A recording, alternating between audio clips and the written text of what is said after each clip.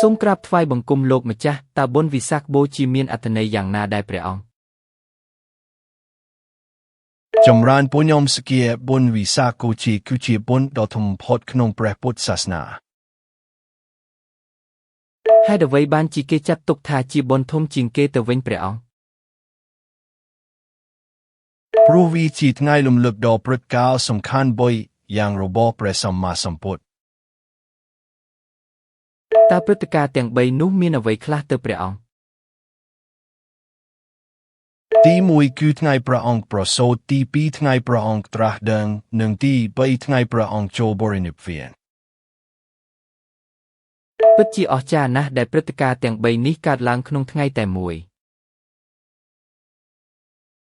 មែនហើយគឺកើតឡើងtrongថ្ងៃ15កើតខែវិសាខដូចគ្នាទាំងក៏ចុះតើពុទ្ធសាសនិកជនគួរធ្វើអ្វីខ្លះក្នុងថ្ងៃបុណ្យនេះយើងគួរតែធ្វើបុណ្យដាក់ទានរក្សាសីលនិងស្ដាប់ព្រះធម៌ទេសនាតើការដង្ហែប្រតិសិនជុំវិញព្រះវិហារមានអត្ថន័យយ៉ាងណាដែរ